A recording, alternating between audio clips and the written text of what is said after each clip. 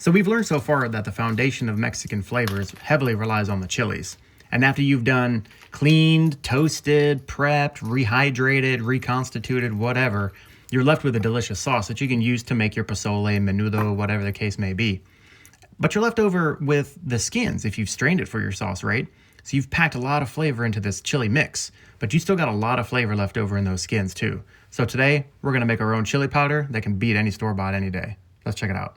A little bonus content for you. What are you going to do with all those chili skins?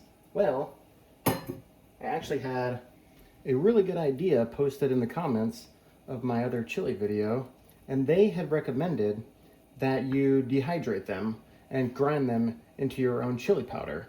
Now, granted, I do not have a dehydrator, and as great of an idea as that is, I don't really feel the need to go out and buy one in order to produce some really good guajillo, ancho, chipotle chili powder. But I kind of don't want this to go to waste, especially if you know my channel. So this is what I'm gonna do. Since I have this guy on a microwave safe plate, I have 2 layers of paper towels. Thusly, I'm going to actually take this first one and just kind of dab any extra moisture away from here. I want this to try to be as dry as possible. However, the flip side to that is that you don't want to wick away that delicious flavor. So that's where the second one comes in. We're just gonna lay around right here and then just give this little guy some 15-second bursts only in your microwave. Now what this is gonna do, I use this whenever I dry herbs, like if I have some extra parsley, rosemary, whatever. If you do these at 15-second intervals and just let the steam naturally come out, hey guy, then it'll dry in the microwave.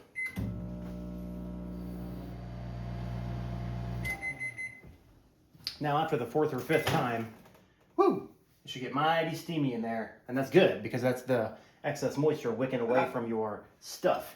You're gonna also have to redo your paper towels because they will get a little bit wet. Now, I just like to scrape these off onto a new couple sheets and just keep on going. Now, after a while, they start to lose their color a little bit, and you'll also see that some of them start to get a little clumpy. So the easiest thing to do is to just use your fingers and just go through and kind of break these up and still try to spread them around. They'll continue to lose their color, their vibrant red color, but that just kind of means that you know that you're doing it right. Also, every time that you go in, you're going to see less and less steam, which is why I didn't double up the paper towels here and also didn't put one on top because it's just going to be a little less excess moisture every single time that you go through. And I'm on like maybe number 8 on my 15-second intervals. So I'm just going to keep this going until it is powdery and ready to rock.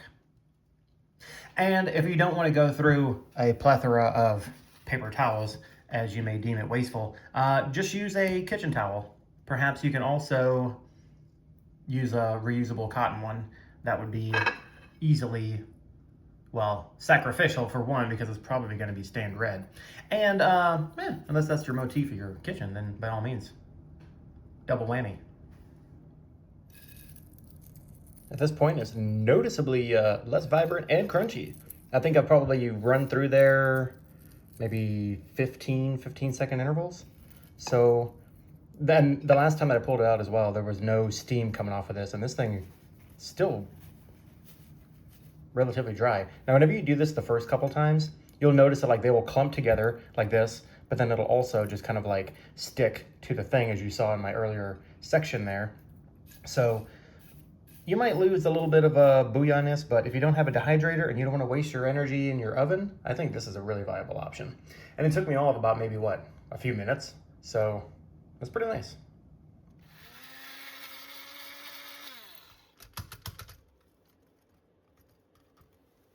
Oh, this is so hard to do one-handed.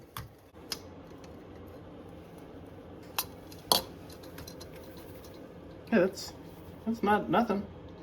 Maybe a few more blitzes and it'll be all right.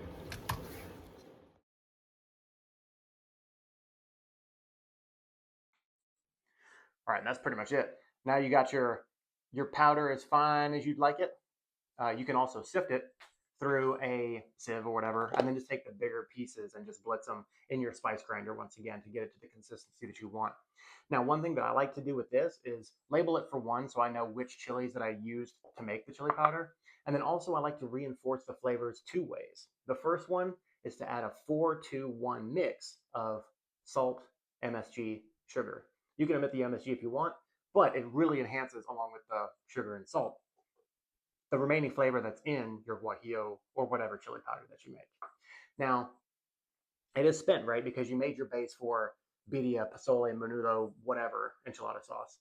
There's still a lot of flavor left in here, and you can further reinforce those with the second method, which is to just take and toast and grind another guajillo, another ancho, chipotle, whatever that you did to make the chili powder mix that you did.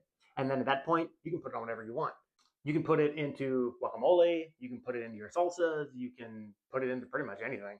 And what I like to do also is if you have a really good blend, you can take your chile powder with an E and put it in your chili with an I. Think about that. All right, that's all I got for you on this one. I appreciate the support so far, and we'll catch you on the next one. Peace. And then you can blitz those along with the ones that you spent making your sauce. That way, ooh, that sounded weird. Making your sauce. When you're making your sauce. At this point, the vibrancy is